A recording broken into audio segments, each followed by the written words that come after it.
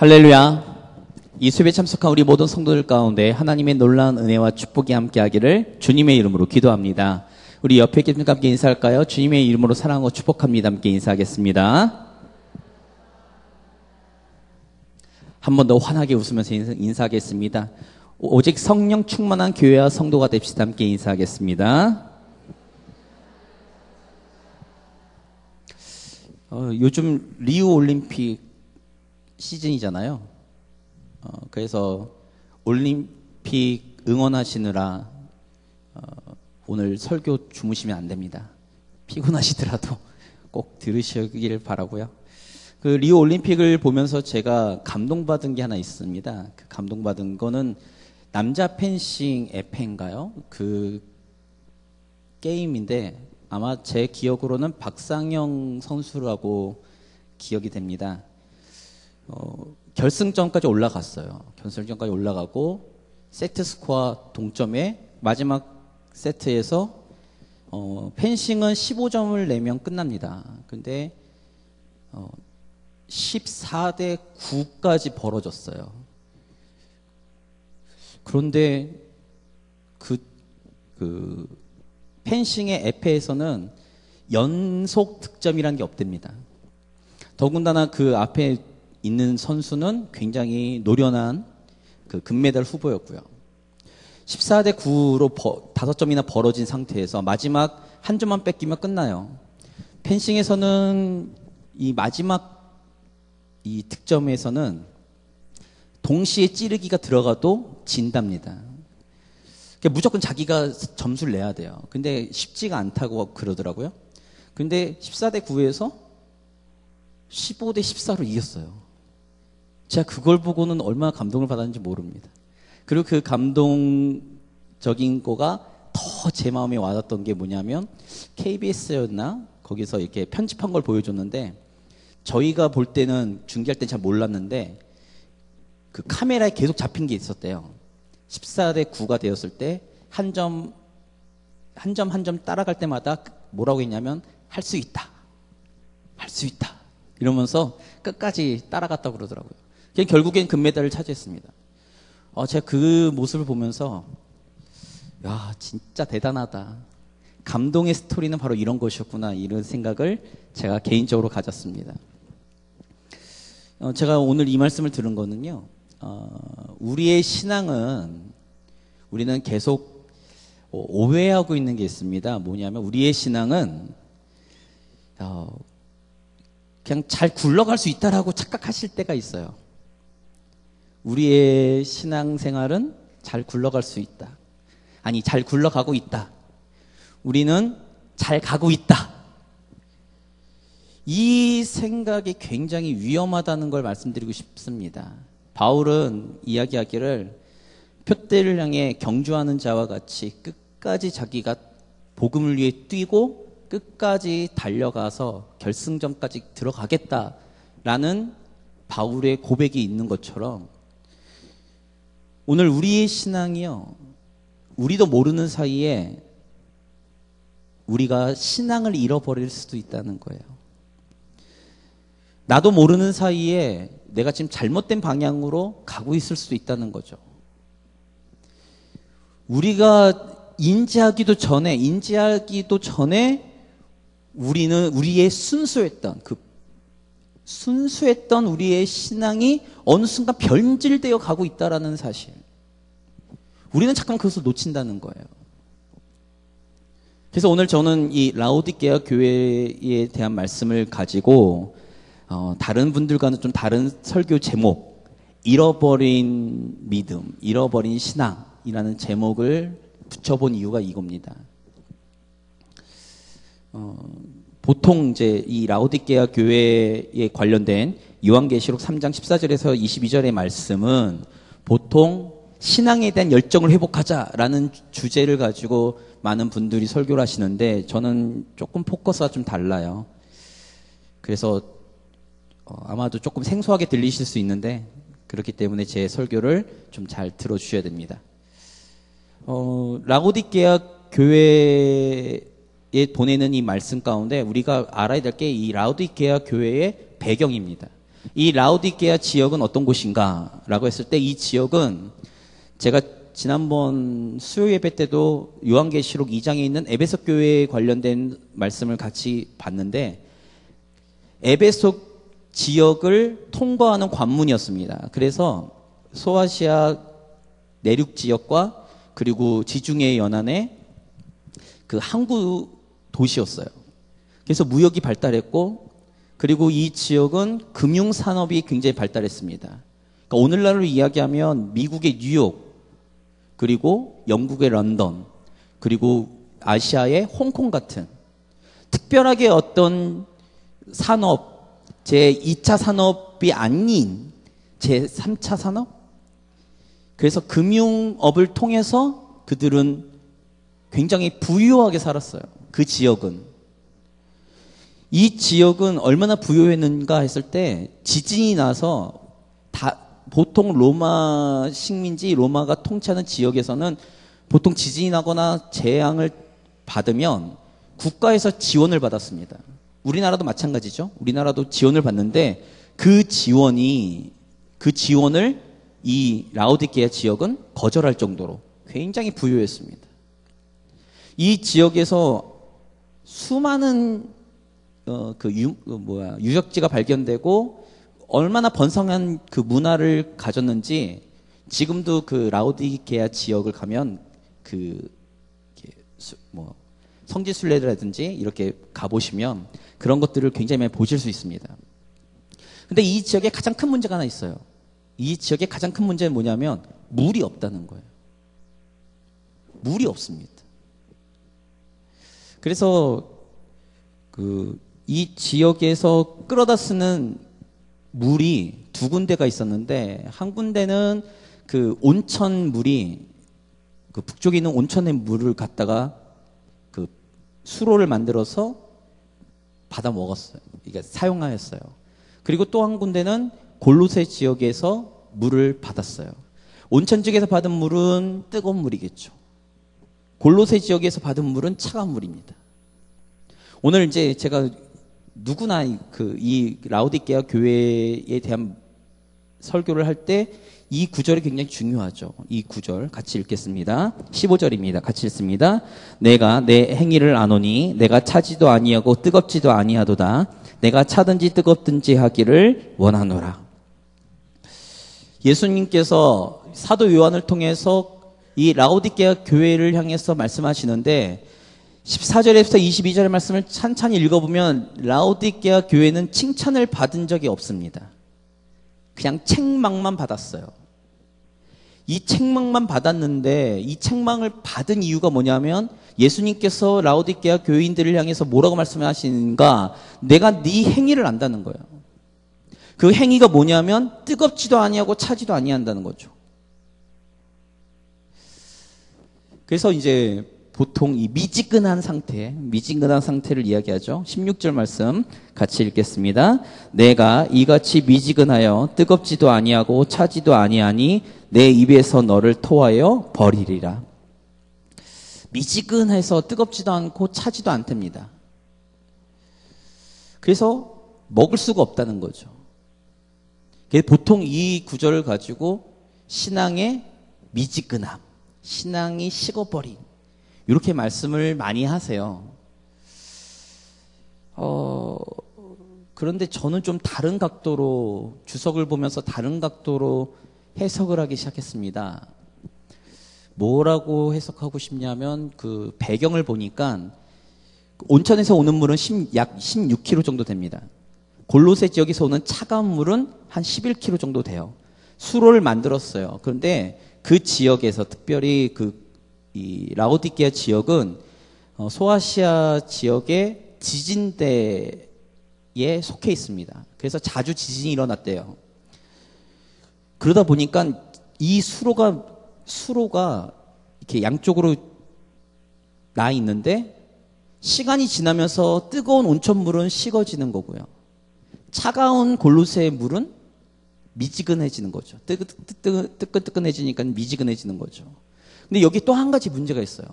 문제가 뭐냐면 이 라오디게아 지역 주변이 석회설 지역이랍니다. 그래서 수로를 통해서 오다 보니까 뭐가 섞이는가 했을 때 석회가 섞이는 거예요. 미지근해진 온천물, 미지근해진 그 골로새 지역의 차가운 물, 이것이 오면서 온도가 변한 것도 변한 거지만 이 물의 가장 큰 문제가 뭐냐면 석회라는 불순물이 들어가서 문제가 된다는 거예요. 그래서 이 지역이 라오디게아 지역은 어떤 산업이 가장 활발했냐면 가장 유명한 안약이 개발된 곳이기도 합니다. 그래서 나중에 보면 나오겠지만 안약을 사서 눈에 발라라 뭐 이런 얘기를 하잖아요. 그만큼 물이 안 좋으니까 이 불순물이 들어가 있으니까 그러다 보니까 씻거나 이럴 때 눈에 이 안질이라든지 눈병이 굉장히 성행했던 곳이었어요. 그래서 안약이 이 라오디게아 지역의 안약이 굉장히 유명했답니다.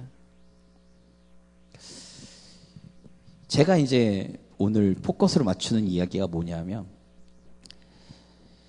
라오디게아 지역에서 왜 예수님께서 뜨겁지도 아니고 차지도 아니한 물, 이 두 가지의 물을 비유로 말씀하셨는가?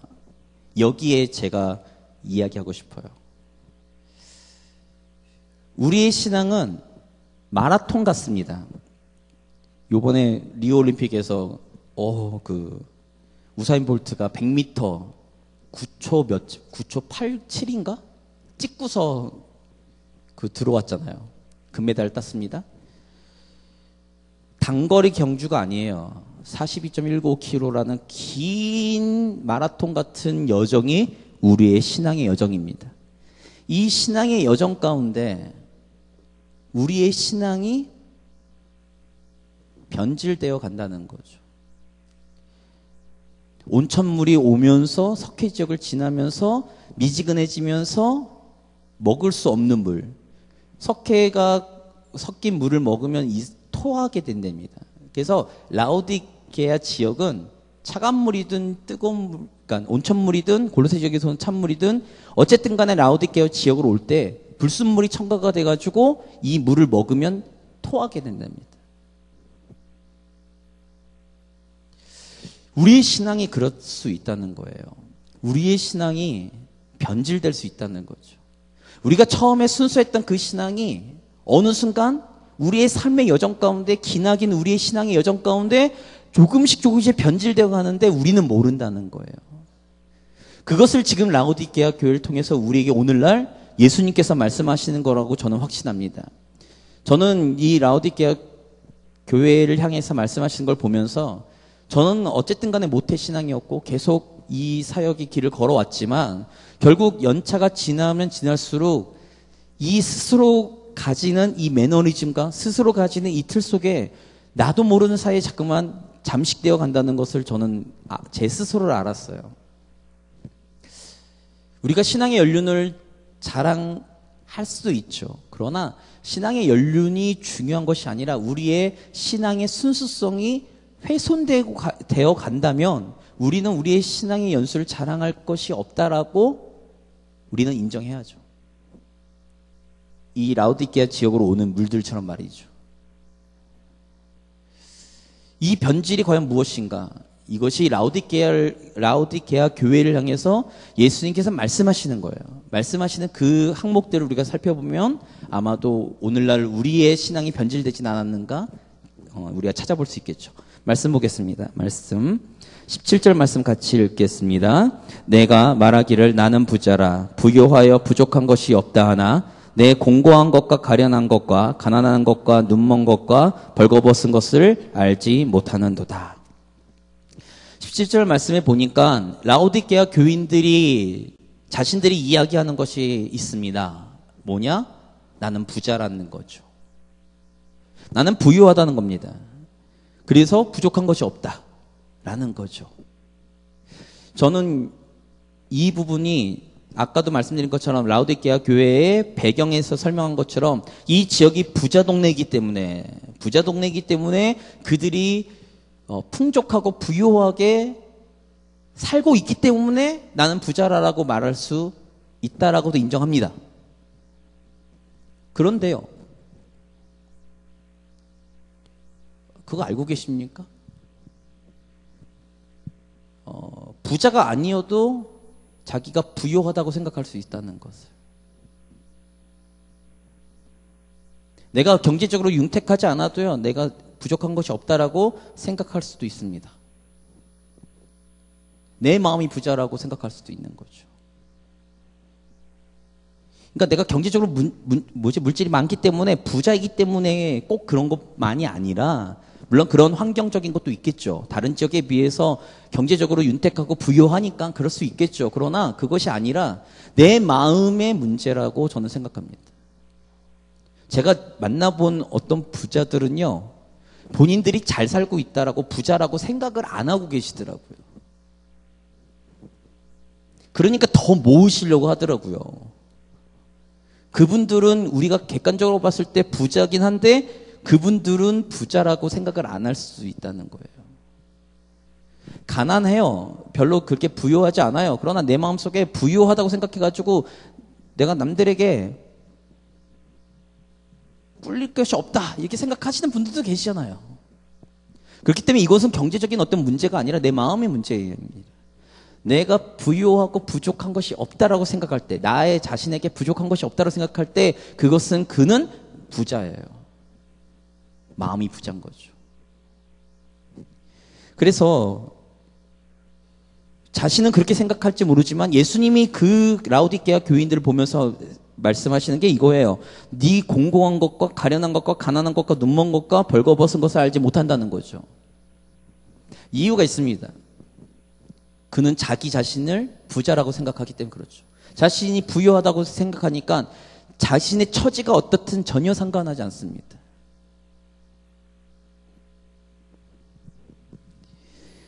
또 말씀을 볼까요? 18절 말씀 읽겠습니다. 내가 너를 권하노니 내게서 불로 연단한 금을 사서 부유하게 하고 흰옷을 사서 입어 벌거벗은 수치를 보이지 않게 하고 안약을 사서 눈에 발라 보게 하라.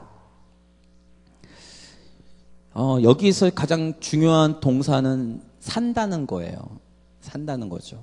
예수님께서 이 18절 말씀을 통해서 하시고 싶은 얘기는 이거 같아요. 제가 해석하기로는 너는 부자라고 생각하는데 너는 지금 가련하고 공고하고 너는 가진 것이 헐벗고 있다. 너가 그것을 모를 뿐이야. 그런데 그것을 너는 어떻게 해야 되는가? 사서 그것을 다 해결하라는 거죠. 근데 사서 해결하는데 누구에게 사느냐가 중요합니다. 세상에서 살까요? 우리의 환경에서 살까요? 우리가 가지고 있는 어떤 무엇인가에서 우리가 살까요? 18절의 말씀 보면 내게서 예수 그리스도에게서 우리는 찾아야 됩니다. 우린 예수 그리스도에게서 우리의 그 필요한 것들을 공급받을 수 있어야 된다는 거죠. 근데 이 라오디게아 교회는 뭐냐 하면 지금 예수님으로부터 오는 공급이 필요가 없다는 거예요. 왜? 나는 부유하니까요. 나는 부자니까요. 예수님으로부터 오는 그 공급과 그 능력의 그 힘이 내게는 굳이 필요 없다는 거예요. 왜? 내가 할 수 있으니까요. 우리 성도님들 어떠세요? 아마도 제 이 설교를 들으면 가장 저를 비판할 사람은 제 와이프일 겁니다. 너무 잘난 척한다고. 자기가 볼 때는 하나님을 의지하지 않는 것처럼 보인다고 저에게 가끔 얘기할 때가 있어요. 우리는 어떤가요? 우리는 진짜로 예수님으로부터 오는 공급함을 우리는 원하고 있을까요? 예수님으로부터 우리는 나의 부족함 때문에 나의 그 연약함 때문에 내가 인정하고 예수님으로부터 오는 그 온전한 것을 우리는 사모하고 있을까요? 사모하고 있지 않다면 우리의 신앙은 변질된 겁니다. 사모하고 있지 않다면 우리는 어느 순간 세상 가운데 그 세상의 것들을 더 의지하는 불순물이 우리의 신앙 가운데 끼었다는 거예요. 예수님께서 마실 수 없는 물이 되어버린 거죠. 그러니 예수님께서는 토해버릴 수밖에 없는 그러한 신앙이지 않을까. 좀 돌아보셔야 되지 않을까 싶습니다. 그거는 저도 마찬가지고요. 그래서 아까도 말씀드린 것처럼 불로 연단한 금을 사고 그래서 부유하게 하는 거죠. 흰 옷을 사서 입어 벌거벗은 수치를 우리는 버려야 되고요. 우리의 눈에 있는 그러한 것들을 안약을 사서 밝게 보여라. 이 말씀을 하고 계시죠. 그러면 우리의 신앙이, 우리가 잃어버린 신앙이 되는, 우리의 신앙이 변질된 것이 과연 어디서부터 시작됐는가, 이것이 되게 중요하다고 생각합니다. 예수님께서는 계속 책망을 지금 라오디게아 교회를 향해서 하셨어요. 니네가 이러니까 내가 너희를 토해버릴 거야. 너희가 이러니까 내가 토해버릴 거야. 너희가 이러니까 나는 너희를 포기할 거야. 뭐 이렇게 말씀하시는 것처럼 들리지만 그러지 않다는 거예요. 그 않다고 말씀을 이렇게 하시죠. 말씀 19절 말씀 같이 읽겠습니다. 무릇 내가 사랑하는 자를 책망하여 징계하노니 그러므로 내가 열심을 내라 회개하라. 예수님께서 라오디게아 교회를 향해서 뭐라고 말씀하시는가 하면 나는 너를 사랑한다라고 말씀하고 계세요. 내가 사랑하는 자를 책망한다는 거예요. 그러니까 회개해서 돌아오라는 거죠. 저는 성경에서 끊임없이 하나님의 그 진노에 대한 말씀, 하나님의 그 경고에 대한 말씀, 구약에서부터 끝까지 계속 끊임없이 나오지만 그 이면에는 회개하고 돌아오고 회복해라는 거예요. 그것이 하나님께서 또한 예수님께서 우리에게 말씀하시는 거죠. 요구하는 겁니다. 그 이유는 내가 너를 사랑하니까. 로마서 8장에 내가 너를 사랑하니까, 내가 사랑하는 자들 그 어떤 권세에서 그 어떤 존재에게도 빼앗기지 않는다는 거예요. 하나님의 사랑 안에 있는 사람들은 하나님이 포기하지 않으신다는 거예요. 그것이 비록 하나님을 떠난 탕자의 삶을 산다 할지라도 말이죠. 오늘 이 말씀은요, 우리에게 하나님께서, 예수님께서 너 두고 봐.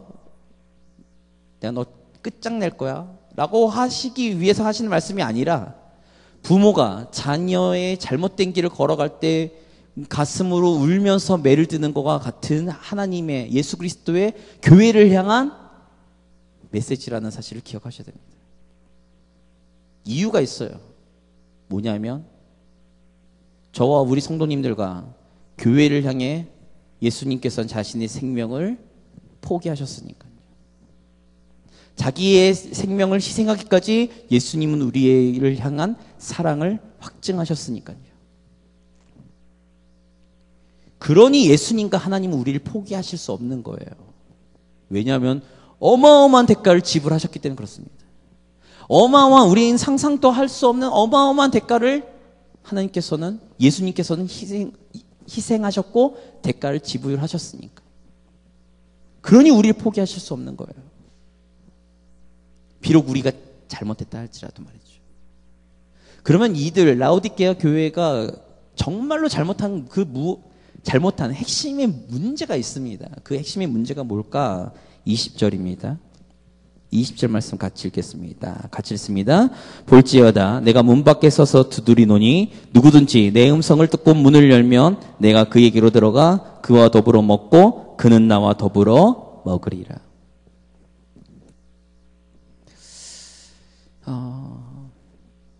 아까도 19절의 말씀을 미리 제가 인용했는데 19절에서는 라오디게아 교회, 책망하고 있는 라오디게아 교회를 향해서 내가 사랑하는 자를 위해서 책망한다 말씀하셨어요. 그리고 돌아오라는 거죠. 돌아오는데 무엇이 잘못됐는가 했을 때 그들은 예수 그리스도를 잃어버렸다는 거예요.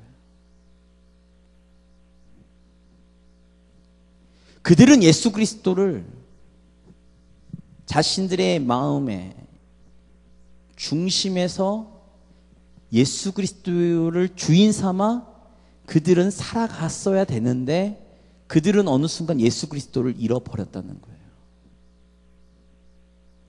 그리고는 예수님께서 끊임없이 그들의 마음 문을 두드리고 계시는 그 음성을 듣고 있지 못하다는 거죠. 왜요? 나는 부요하니까요. 나는 부족함이 없으니까요. 예수가 아니어도, 굳이 예수 그리스도가 아니어도 내 삶 가운데 나는 부족함이 없으니까요. 내가 가지고 있는 힘과 내가 가지고 있는 권력과 내가 가지고 있는 물질로도 충분히 나는 내 삶을 살아갈 수 있으니까요. 그러니 예수 그리스도가 필요가 없죠.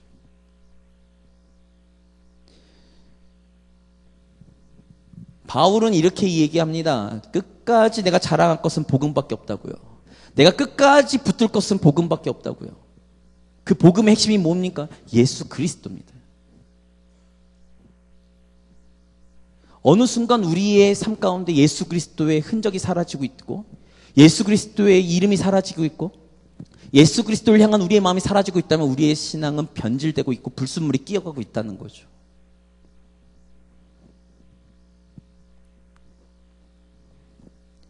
그래서 오히려 우리는 예수 그리스도를 우리의 중심에 모셔놓고 우리의 삶의 주인이시며 우리의 왕 되신 예수 그리스도의 이름 앞에 굴복하며 그분의 가르침과 그분의 뜻을 따라 우리는 살아야 되는데, 어느 순간 우리는 예수 그리스도를 내어 쫓고 내 마음에서 내어 쫓고 그리고 내 멋대로 사는 또 다른 반역 행위를 하고 있지 않은가 돌아보셔야 됩니다. 라오디게아 교회가 왜 책망만 받았는가 라고 했을 때 그들은 본질을 잃어버렸어요. 바울은 갈라디아서 2장 20절에 이렇게 고백하고 있죠. 내가 그리스도와 함께 십자가에 못 박혔나니 이젠 내가 사는 것이 아니요 내내 그리스도께서 사시는 것이라. 바울은 복음을 위해 살았고 복음으로 살았고 복음만으로 그는 만족했습니다. 근데 오늘날 우리는 복음으로 살지 않고 복음으로 우리는 만족하지 않는다는 거예요. 이것이 신앙의 순수성을 잃어버린 거죠. 그래서 재밌는 게 있어요. 말씀을 보면 특히 제가 좋아하는 다윗의 일대기를 보면 다윗이 고난 중에 있을 때는 하나님을 향한 열정이 되게 대단했어요. 그는 믿음으로 살았습니다. 그런데 그가 이스라엘의 왕이 되었어요. 왕이 되고 나서 그는 풍족함을 누렸어요. 그리고는 더 이상 하나님이 필요가 없어졌어요. 그래서 그는 범죄했습니다.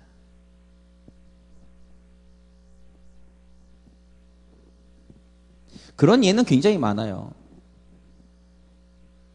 하나님 중심으로 살다가 어느 순간 그들은 자신이 하나님께 주신 축복을 통해 자신의 힘이 생겼고 그 힘으로 자신이 살 수 있다고 생각하니까 이스라엘은 하나님을 저버리기 시작했죠.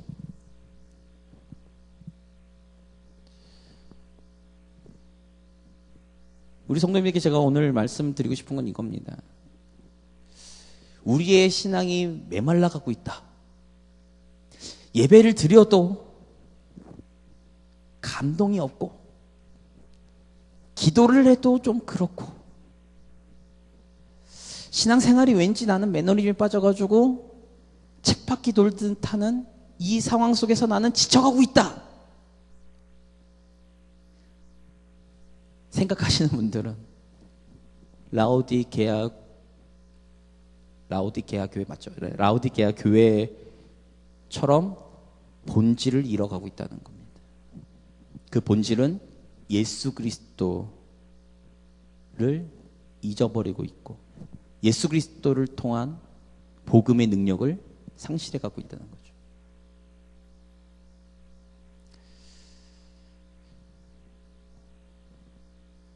우리 성도님들에게 예수님께서 라오디게아 교회에게도 말씀하셨지만 우리 성도님들에게 이렇게 말씀하십니다. 21절 마지막으로 읽겠습니다. 이것은 우리를 향하신 축복의 말씀이기도 합니다. 같이 읽겠습니다. 이기는 그에게는 내가 내 보좌에 함께 앉게 하여 주기를 내가 이기고 아버지 보좌에 함께 앉은 것과 같이 하리라.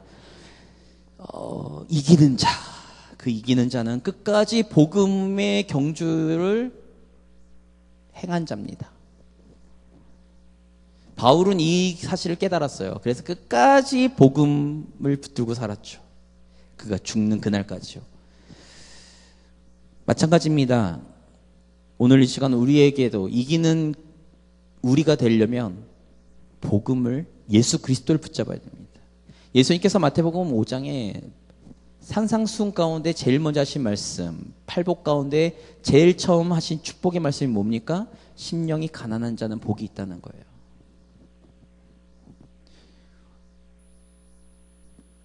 우리의 심령이 가난하지 않다면 라오디게아 교인들과 변함이 없습니다. 그러나 우리의 심령이 예수님을 향한, 하나님을 향한 가난한 마음이 있다면 시편 1편의 말씀처럼 시냇가에 심기운 나무가 철을 따라 과실을 맺는 것처럼 우리 성도님들의 삶 가운데는 끊임없이 하나님의 공급하심을 갈망하고 그 공급하심 가운데 감사하며 삶 가운데 매일매일 주시는 하나님의 놀라우신 만나와 같은 은혜가 넘친다는 사실을 꼭 기억하셔서요. 오늘 시간 우리의 신앙이 어떤 것이 문제일까 점검하실 때는 무조건 초심으로 돌아가셔야 됩니다. 초심, 복음입니다. 그래서 제가 지난주 금요기도회 때 강성호 목사님의 추천을 받아 제가 다시 복음 앞에, 교회를 위해 기도할 때 제가 다시 복음 앞에라는 찬양을 불렀던 이유가 바로 거기 있습니다. 사실은 오늘 설교를 위해서 사실 금요기도회 때 미리 초석을 깔아놨던 거였거든요. 저는 우리 일신교회와 우리 일신교회 모든 성도님들이 다시 복음 앞에 쓰기를 간절히 소망합니다. 다시 복음 앞에 쓰셔서 잃어버렸던 예수 그리스도를 다시 되찾기를 바랍니다. 예수 그리스도를 통한 예수 그리스도를 통해서 우리 삶 가운데 하늘의 평안과 축복이 넘치기를 간절히 소망합니다. 우리 일신교회를 통해서 이 사실이 이 지역과 더 나아가선 한국교회를 향해서 뻗어나가는 메시지가 되기를, 예수 그리스도의 편지가 되기를 간절히 소망합니다. 함께 말씀 붙들고 기도하실 때 이렇게 기도하겠습니다. 하나님, 우리가 라오디게아 교회처럼 우리의 신앙이 변질되진 않았습니까?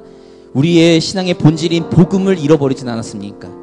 우리의 전부 되신 예수 그리스도를 잃어버리진 않았습니까? 하나님, 만약에 우리가 잃어버렸다면 다시 한번 회복하게 하시고, 우리가 예수 그리스도에 돌아가 복음으로 다시 돌아가 다시 순수한 신앙을 통해 이 지역사회 가운데 하나님의 편지, 예수 그리스도의 편지가 되는 교회와 성도가 되게 달라고 오늘 시간 주님의 이름 한번 부르고 말씀 붙들고 간절한 마음으로 기도하겠습니다. 주여,